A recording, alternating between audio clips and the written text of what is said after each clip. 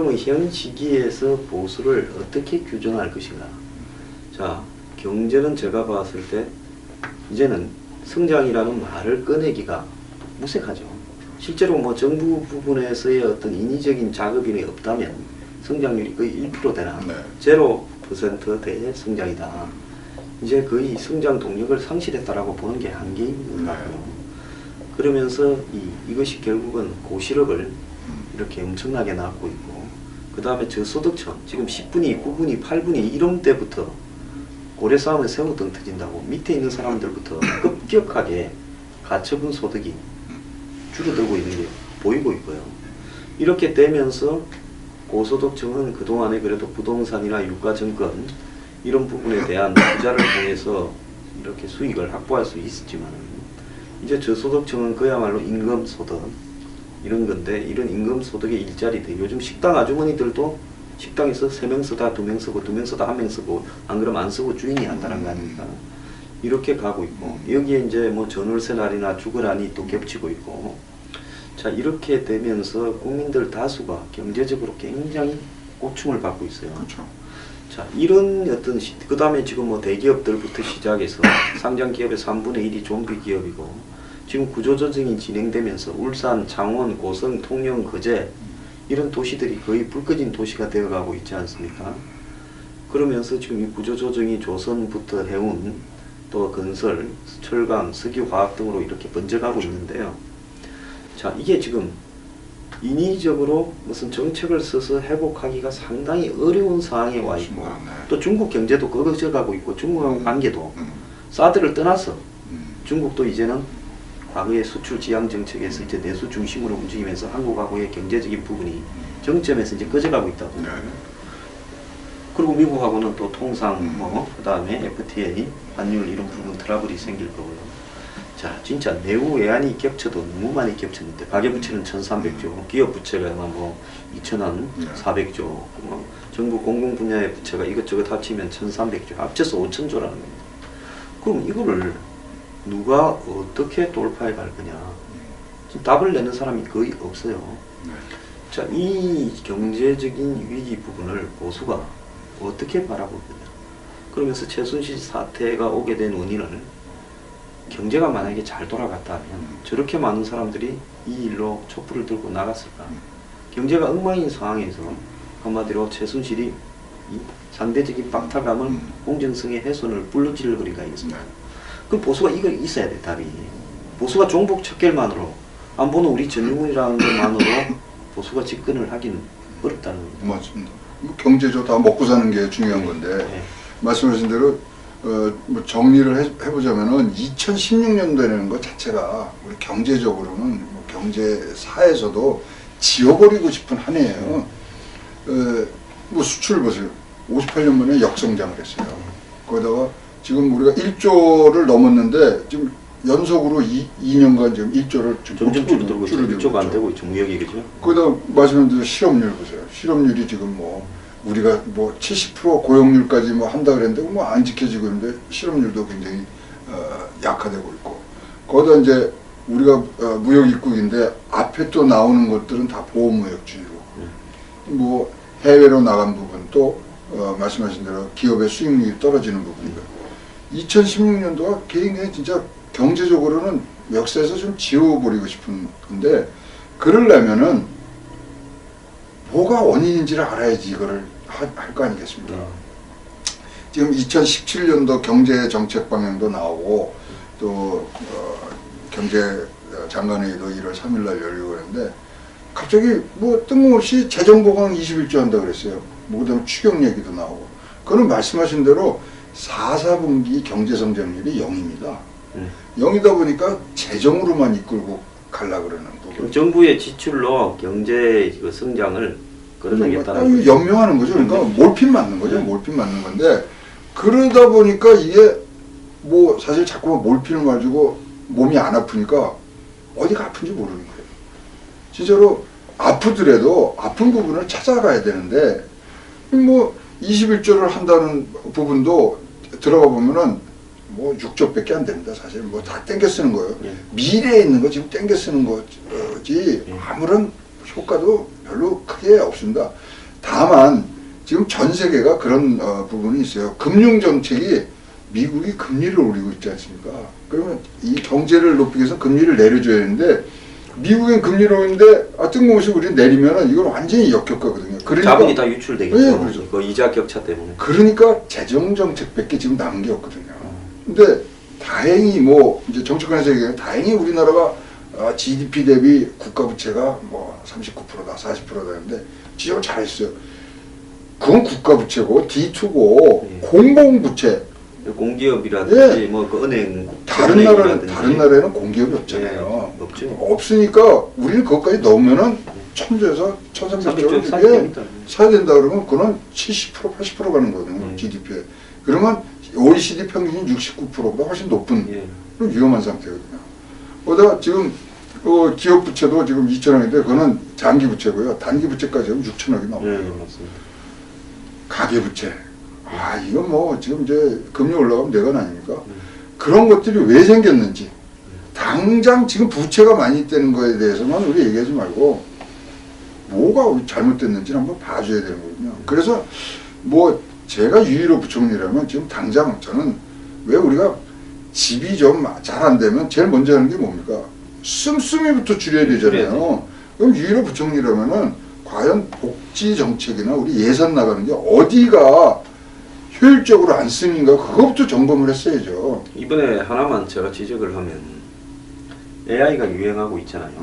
지금 아마 그 지출된 보상금이 한 3천조에 가량 가고 있을 거예요.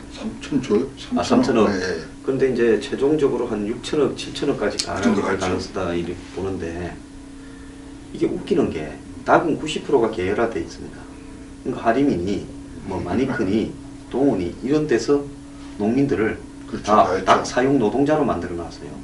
그러면 보상금이 나가면 이런 기업들이 80% 가져가고 그렇죠. 농민들한테는 20% 돌아가는 거예요. 맞습니다. 그러면 지금 기업들이 자기 닭이죠. 농민들은 그 닭을 그냥 먹이 주는 것밖에 없어요. 똥치고 딱 2개만 해요. 거기 그리고 노동자 자기 닭에 대한 방역을 누가 해야 됩니까? 주인이 해야 되는 거 아니에요? 그런데 방역이 전부 무리거나 효과가 없는 것만 가지고 하는 쇼만 했다는 거 아닙니까? 그러면 이게 여기서 모랄 해저드가 발생하는데 닭을 키워가지고 내서 농민한테 몫을 주고 그러니까 닭 한 수당 얼마씩 해서 주고 자기가 가져가는 것보다 닭이 몽땅 다 그냥 살처분 되는 해서 거예요. 묻어버리고 돈을 받아가는 게 훨씬 나아요.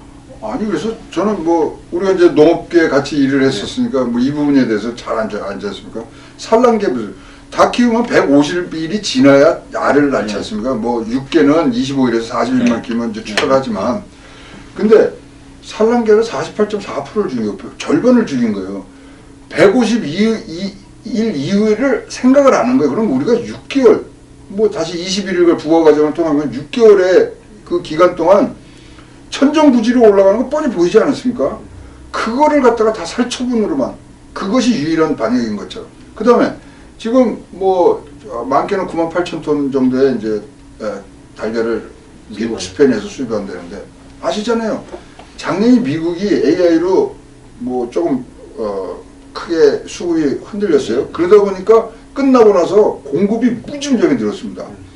미국 가면요 달걀값이 진짜로 우리가 생각한 것보다 아주 뭐 너무나 싸요. 근데 그거를 우리는 170원 정도가 원가 아닙니까? 그걸 300원으로 계약을 해서 들어오는 거예요. 그냥 걷어올 수도 있는데 그런 거기에 코스트까지 얹으면 한국 와서 달걀이 400원 500원, 되니까 500원 400원 되니까 되죠. 그러니까 그걸 누가 그걸 6개월을 우리가 버텨야 되는데 자 달걀값 오르면 이게 기초식품 아닙니까? 그러면 다른 거 다 같이 오르게 돼 있죠. 그러니까 어떤 지금 수직 계열화뿐만 아니라 그런 한쪽으로 몰아지는 것 이 아주 근시안적인 접근 이런 것들이 지금 AI를 진짜 키우고요. AI를 이런 부실한 대책들이 효과가 그런 큰 이 육계하는 그런 수직 계열하는 회사들이 갖는다는 것 자체가 이런 것들이 근본적으로 고쳐야 될 원인을 아주 진단을 잘 해주신 거 아니에요. 이런 진단들을 해서 대책이 나와야 된다. 그러니까 밀식 사육을 없앴는데 거기에 지원을 들어갔어야 되는데 그쵸. 근데 지금 계열화된 부분에서 기업들한테 돈을 주는 형태, 이 예산이 수천억이 이런 식으로 사라지는 게 이게 옳은 것이냐 하는 부분인데요. 참이 안타깝습니다. 그런데 지금 이제 중요한 부분은 누구도 한번 저 혼자서 한 3번 떠들었어요. 이 AI 문제에 대한 정부의 정책이 잘못됐다고. 지금 오늘 아침에 한 신문의 사설에 보면 엘리트들이 다 입을 다물어버렸다. 공직자뿐만 아니라 뭐 한국의 지성이라고 부를 수 있는 교수나 전문가들조차도 외교나 안보, 특히 경제에 대해서 말을 안 한다는 거죠. 왜? 대선 향배가 어디로 갈지 모르는데 여기에 나와서 지금 공연히 이래봤자 그 사람들은 누가 자기를 갖다가 이렇게 픽업해주는 걸 갖다가 선택하면서 떠드는 재미에 길들여진 사람인데 여기서 괜히 이야기해봤자 내만 맞는다. 아니, 그러니까 절실하게 제가 느낀 게 그겁니다. 이 연말에 이제 내년도 경제 정책 방향에 대해서 항상 기재부가 또는 이제 관계 부처들이 이제 책자를 내지 않습니까? 올해가 페이지 수가 40쪽이에요. 그게요, 원래 60쪽에서 70쪽 되는 것들이거든요. 그리고 방대고 뭐 작을 때 50쪽인데, 자 보세요. 그러면 뭐냐면 경제부처나 이 관계부처들이 다 자기가 갖고 있는 것들을 안 내놓은 거예요.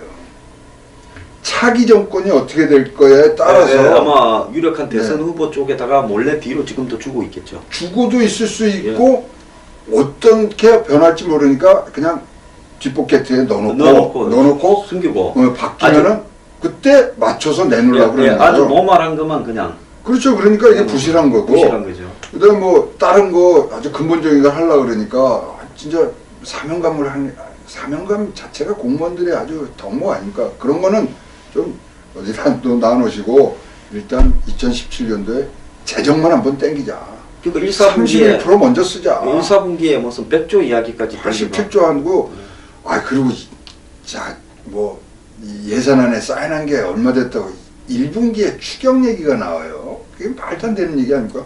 추경이라는 건 예산 외에 그걸 다시 뭐 특별한 상황이 생겨서 6가지 그 있습니다. 뭐 전쟁이 있다든가 경기 침체 뭐 이런 것들에서 나오는데 그것도 예상 못한 예산을 2016년도에 그거를 통과를 시켰다고요? 참 정치권이나 뭐 경제부처에서 안일하게 대처하는 거 아니냐. 황교안 대행이 출마하지 않겠나 이렇게 저는 좀 보고 있는데요. 뭐 지금 뭐 일간지에서 황교안 대행을 집어넣고 대선 후보 지지율을 7%대가 나왔어요. 근데 뭐 본인은 불출마한다고 그러는데 과연 속내가 뭔지. 그야 뭐 불출마한다다 출마한다고 뭐 깜빵에 집어넣을 수 있는 겁니까? 거짓말했다고. 그래서 국민에 대한 그런 말의 신뢰도는 이제 지키는 지도자들이 나와야죠. 예, 나와야 되는데 뭐 그거 그냥 안면 몰수하기로 하면. 근데 요즘도 의전을 중요시해 가지고 가끔 가다가 사고가 황교안 뭐 총리 뭐 교통 신호 잡은 것 때문에 또 사고 나오는 거 보면 의전을 중요시한다는 것은 권력에 대한 의지가 있다라는 거 아니겠습니까? 그 이제 뭐 징후들이 본인의 의지가 강하다는 징후들이 나온 거 아닙니까? 그거는 본인이 안 시키면 안 되는 거거든요. 예, 그럼요. 왜냐하면 옛날에 고건 권한 대행이 있을 때 그분은 권력에 대한 의지를 전혀 드러내지 않았기 때문에 속마음이 어떨지 모르지만은 그분이 대응을 하는 동안에 그런 부분을 가지고는 이야기가 한 번도 나온 바가 없죠. 그렇죠. 청와대 차량 내려보낸 것도 안 탄다 그랬지 않습니까? 그리고 뭐 철저하게 진짜 고건 대행이 뭐 제가 그 좋아하는 부분은 뭐냐면 그렇게 과도기적인 시기에 뭐 자세를 낮췄다는 게 그게 중요한 게 아니고 그 기간을 짧게 하려고 노력을 하신 거예요. 그러니까 이런 뭐 부정기적이고 뭐 중도적인 이런 과도기에 그 기간을 줄임으로 해서 나라의 불확실성을 없애려고 노력을 하신 거거든요. 그런 부분들이 눈에 띄는 거고 지금은 뭐 이 피소추인 자체도 이거 늘리려고 그러니까 그러면 틈새가 생기는 거 아니냐 이런 이상한 생각을 갖게 할 수 있는 뭐 여지를 남기는 거 아니냐. 근데 좀 황교안 대행에게 바라는 것은 이 불확실성한 이런 시대를 빠른 시일 내에 이거를 단축을 해서 이제 정상적으로 가야죠. 그런데 좀 힘을 더 써줬으면 좋겠습니다. 근데 개혁보수 신당에서는 대선 후보와 관련해서 지금 개혁보수 신당이 1차적으로 가는 정거장 정당이다. 그래서 국민의당이나 제3지대하고 다시 2차 통합이 있을 거다. 거기에 대비해서 또 1차적으로 국민의당은 손학규 전 민주당 대표가 또 자기 정치 세력을 만들어서 국민의당하고 선제적 통합을 하는 게 아니냐 이런 부분인데 이제 그런 어떤 부분 그러면 그런 부분들이 결국은 개헌을 위한 일종의 단계적 과정이다 이러는데 그런 부분은 기술적인 어떤 절차적인 문제로 이렇게 버려두고 그거하고는 별도로 누군가는 지금 이 대선에 관해서 이렇게 좀 챙겨가는 건 또 별도로 있어야 되지 않겠습니까? 그런 어떤 중심이 되는 세력, 예. 어떤 진짜로 아까 말씀드린 행정적이라든가 예. 할 게 너무 많지 않습니까? 그런 거를 진행할 수 있는 지금 여력이 없는 거죠. 예. 여당이, 이 보수 쪽이. 뭐 그렇다면 지금 개혁보수신당이 일단은 어떤 결사체의 모양을 갖췄기 때문에 이제 거기 중심으로 모든 것들이 이제 오겠죠. 그래서 지금 개혁보수신당에서는 오실 분 다 오시라는 거죠. 반기문 총장도 와서 민주적인 당내의 당원 당규를 따라서 후보가 되신다. 또 유력하신 분이 와서 황교안 대행이 하고 싶으면 그런 절차를 밟아서 하라 이거죠. 예. 그런 원칙은 이제 개혁보수신당에서는 아주 뚜렷하게 나타나고 있고요. 이제 그 부분에 대해서는 지금 김무성, 유승민 두 축이 아주 거기에 대해서 결연한 의지를 나타내기 때문에 이제 거기를 중심으로 해서 움직이는 부분들이 이제 속속 나타났고요. 하여튼 다음 주가 재밌을 것 같아요. 그래서, 예. 그래서 지금 다음 주 지나면 이제 또 설로 바로 설로 가니까. 가고 예. 설이 지나고 나면 이제 본격적으로 대선이 스타트가 되는 이런 양상이 될 건데요. 이제 반기문 사무총장이 그렇다고 이런 어떤 혼란함을 이렇게 죽여가는 게 과정이 되겠느냐, 안 그러면 혼란을 더 가중시키겠느냐 하는 이런 부분에 대해서도 좀 봐야 되는데요. 저분이 와서 자기 정치적 선택을 빨리 정하고 빨리빨리 통합시켜서 어디로 해서 내가 나가겠다고 정리를 해야 되는데 저분의 또 스타일, 외교관의 스타일로 보면 저분도 또 한정없이 끌다가 몇 방 맞고 이 바닥에 착륙을 해야 되는데 공수부대가 낙하하다가 밑에서 쏘는 총을 좀 맞고 제대로 착륙을 못하는 사태가 벌어지지 않나라고 걱정하는 사람도 많이 있어요.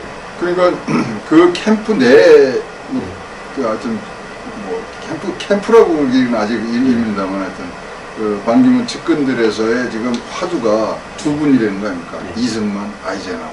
자, 이승만 대통령 귀국을 했어요. 신당에 안 들어갑니다. 안 들어가고 대한민국 총회라는 걸 만들어서 계속 정치 세력화하면서 다른 당들을 흡수하잖아요. 그 케이스를 지금 공부하고 있고 아이젠하워도요.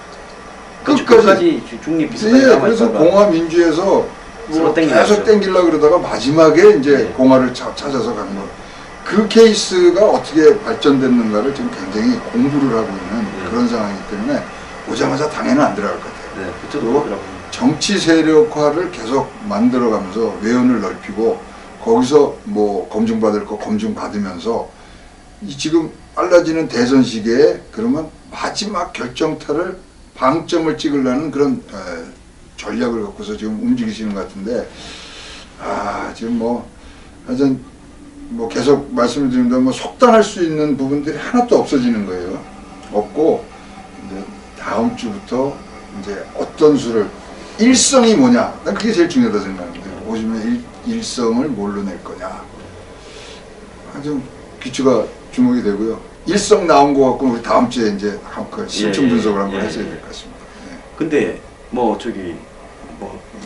패밀리 비전이스기도 하지만 개혁 보수 신당은 안보는 보수, 경제나 노동, 복지 부분은 상당히 개혁적이고 다소 진보적으로 가겠다 하는 부분에 대해서 어떤 내부적인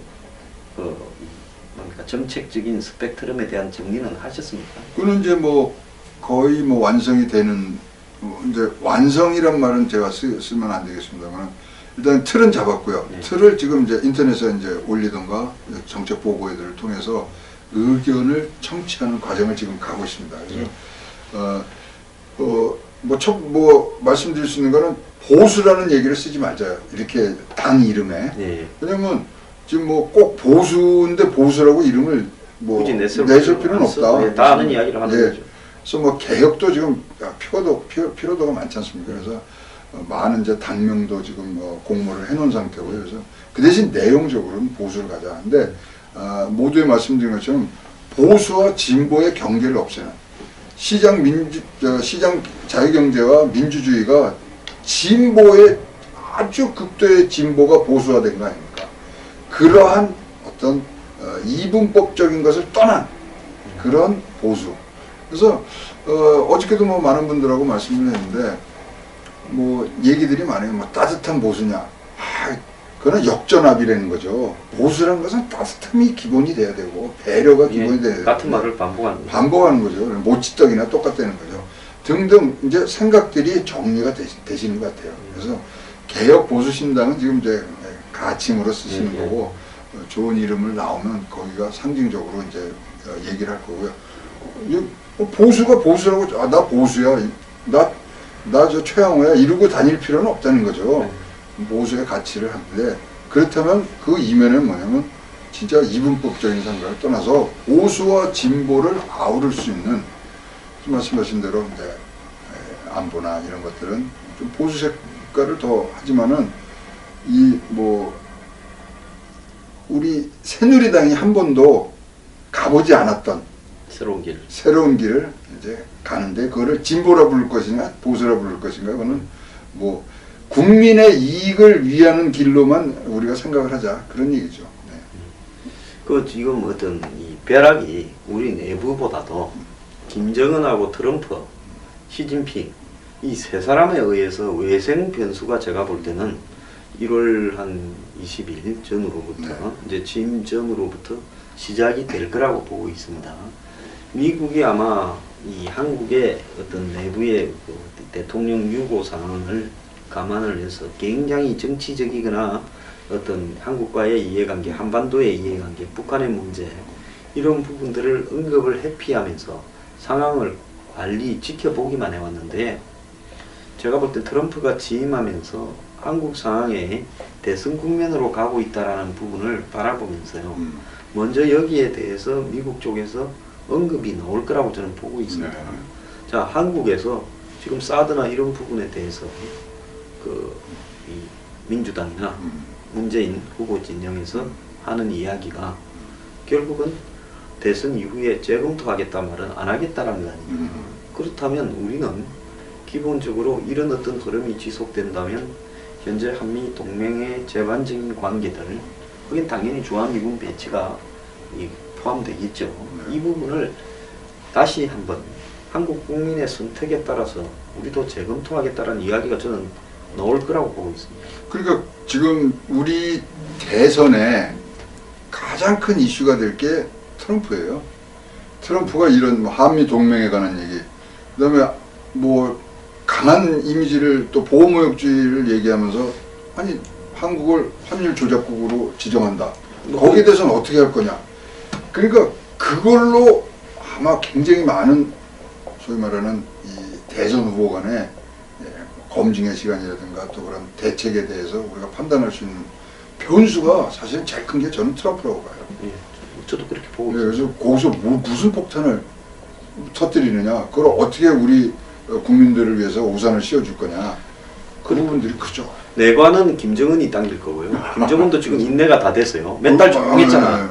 미국 대선을 갖다가 지켜보면서 한 6개월 조용했죠. 근데 이제 이 김정은이 참는 부분이 한계가 왔다.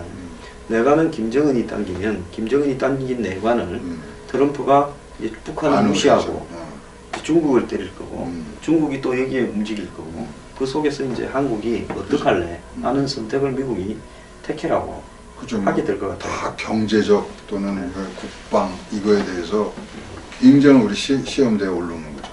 그러면 한국이 해방 이후에 한국을 가져왔던 기초적 동맹 관계에 대해서 어떻게 할 거냐 하는 선택을 저는 이번에 대선에서 국민을 속이지 말고요. 국민 앞에 던져야 된다고 봅니다. 저는 민주당이나 문재인 후보가 저는 이거 종북 논란이나 뭐 종북 낙인 찍는 사람들하고는 차원이 다른 사람입니다. 문재인 후보나 민주당이 현행 한미 동맹 구도를 우리는 이 북한하고의 관계에 풀어가는 방법이나 중국하고의 관계를 푸는 방법에서 현재 한미 동맹 구도는 동의를 하지 않는다. 지금 미국은 한미일 삼각안보 구도를 만들어서 중국을 견제하면서 한국도 그 한 축으로 만들자 하는 것이고, 북한의 저런 핵과 미사일에는 어떤 형태의 보상도 없이 한마디로 제재와 공격만 있을 뿐이다. 이런 입장을 정하고 있는데 중국은 북한을 또 뒤로 끼고 있단 말입니다. 그러면 여기서 우리가 이쪽으로 오른쪽으로 갈 거냐 왼쪽으로 갈 거냐라는 것을 이번 대선에서 국민들이 선택하라. 이렇게 해서 대선이 치러져야 된다고 봅니다. 그래서 거기서 국민들이 예를 들어서 이 중국과 북한을 바라보는 다른 관점을 가진 민주당이나 문재인 후보를 선택한다면요, 그것도 어쩔 수 없는 거예요. 이 부분을 가지고 뭐 종북 논란 어쩌고 할 게 아니라 뭐 국민 다수의 선택이라면 그거 어쩌겠습니까? 국익이죠. 그리고 뭐 저는 감히 말씀드리는데 우리 지금 외교 정책이 무슨 낀 뭐 샌드위치라 그러는데요. 얼마나 좋은 위치에 있는지 몰라요. 미국하고도 중국을 갖고 레버리지를 할 수 있고 중국에 미국 갖고 레버리지를 할 수 있는 거거든요. 그걸 얼마나 현명하게 그다음에 국익 우선의 원칙에 따라서 했느냐. 그거의 문제지 여기 붙었다 저기 붙었다 뭐 그러면서 우리가 눈치를 봐야 된다. 아유 이쪽에서 받아낼 거 받아내고 그거 갖고 저쪽에 와 우리 상거래가 그런 거 아닙니까? 그러한 생각을 갖는 순간 우리나라 국익은 우리나라 국가는 점점 더 풍요롭고 또 그것을 발단을 해서 또 양쪽에 외교를 하고 그러는 거죠. 괜히 뭐 한쪽 눈치만 보면 안 된다 뭐 근데 장사처럼 하면 된다 외교는 진짜로. 그 대신 힘이 있어야죠. 그 힘을 어떻게 비추가느냐. 근데 그 힘은 국민에게서 나온다 이거죠. 국민이 진짜 지도자의 어떤 명쾌한 대답과 원칙에 동의를 해주고 지원을 해주면 그게 힘이죠. 뭐 딴 게 힘이겠습니까? 네. 자, 시간상으로 보면 이제 대선이 얼마 남지가 않았고요. 지금 문재인 후보 혼자서 뛰고 있습니다. 다른 후보들은 뛰지도 못하는데요. 이번에는 저는 사돈 파촌까지도 검증이 되고 그 다음에 비선도 검증이 되고 안보관, 그 다음에 경제관, 특히 재벌하고의 어떤 관계였는가가 반드시 검증이 돼야 된다. 한국의 대선을 솔직히 국민들은 그것이 국민의 선택인 것처럼 이렇게 좀 착시 현상을 가지고 보지만 저는 국민만의 선택이 아닌 한국의 거대 경제 세력의 물밑 작업들이 대선 시기에 항상 있었다. 그리고 그 출범한 정권에서 거대 경제 세력들이 정치꾼들을 이렇게 포획을 해서 앞잡이로 쓴 부분도 있었다. 좀 거친 말이지만은 이건 전 사실이라고 봅니다. 네.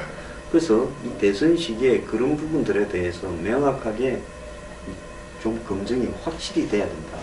근데 좀 다들 겁을 먹고 있는 것 같아요. 언론들이 별로 검증할 생각을 안 해요. 대선이 이렇게 임박했으면. 뭐 아직 그 주요 언론사나 방송사에서 이제 대선팀이 이제 꾸려지지 않습니까? 네. 근데 이제 검증팀이 이제서야 이제 가동이 되는 것 같아요. 왜냐면 유력 후보가 없었으니까. 근데 뭐 언론의 그런 이 가장 기본적인 게 국민의 알 권리 아닙니까? 우리가 알았다면 우리는 이제 선택을 하고 우리가 행동을 해야 되는 게 근본이 되기 때문에 그런 부분이 이제 시작됐는데 언론이 못하면 우리가 합시다. 예, 그렇게 해야 돼요. 왜냐하면 지난 2007년, 2012년에 보니까 언론은 검증을 하려고 하기보다는 아는 거를 가지고 줄을 서려고 합니다. 제가 느낀 부분은요. 네. 그래서 줄 서서 또 한 4, 5년 편하게 가보자 하는 게 언론의 본질적인 속성 아니냐. 네. 그러니까 우리가 좀 열심히 네, 그렇습니다. 검증을 해야 된다. 네. 여야를 떠나서 국민들이 진짜로 중요한 시기인 것 같아요. 우리는 이제 한계 왔잖아요. 한계 왔을 때는 누군가가 진짜로 우리가 드는 건 사실 이거를 검증하는 건 촛불일 것 같은데 같이 촛불을 들어주실 분들을 찾는 거죠 우리가. 네. 예, 검증의 촛불을 우리가 들어야 됩니다. 좋습니다. 오늘 워딩 좋으십니다. 오늘 네. 차 박사님 나와주셔서 아유 감사합니다. 고맙습니다.